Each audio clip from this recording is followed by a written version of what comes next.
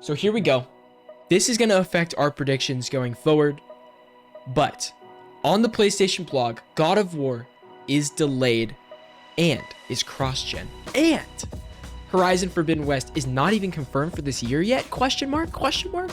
Currently, two big, very narrative-driven games in development.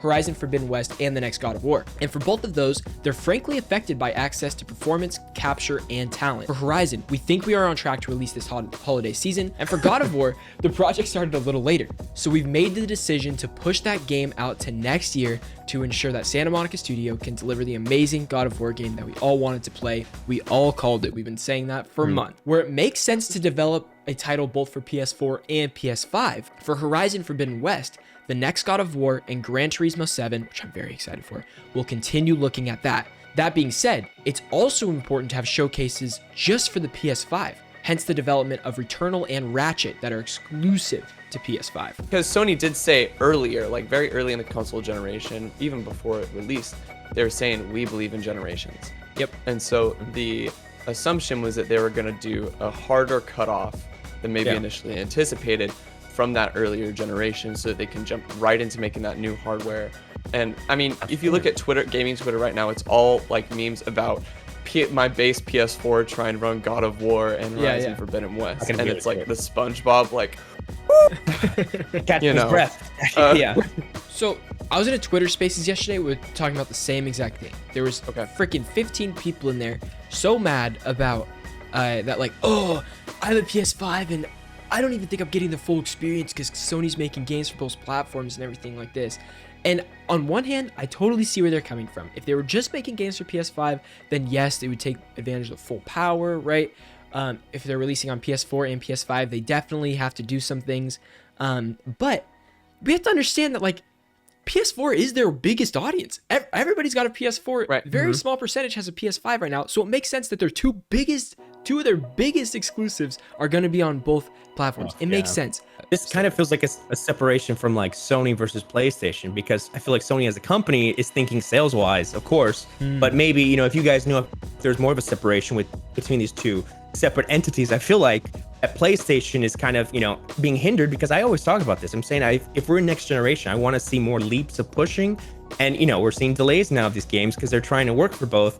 And I can't help but feel like some of these companies are kind of, you know, in pain, feeling like they have to do stuff for both, even if they're doing different techniques for PS5. They gotta, like you said, since most people are on PS4, they gotta appeal to that versus push the PS5, since that's the next thing we're trying to move on to. You know what I mean? It's I think a weird situation. I think it'd be a different story if people were able to go out to the store and buy a PS5 right now. True. Yes.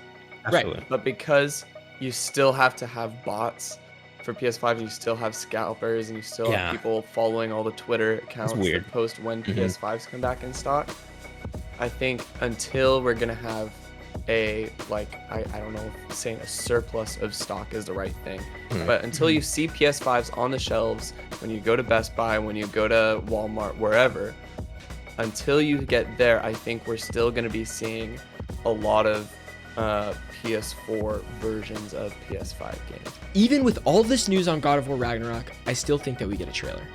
Not just a 30-second teaser. It's not going to be a full 15-minute gameplay thing. There's no shot. We're not at that point yet.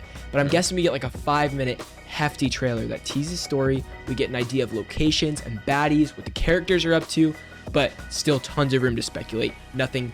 There will be like no spoilers. It'll be very like it'll be like narration, maybe like a quick shot of something, like, you know what I mean? It'll be like that, like probably like a 5-minute thing. What do you guys think about that? Or what do you think we will be getting for God of War?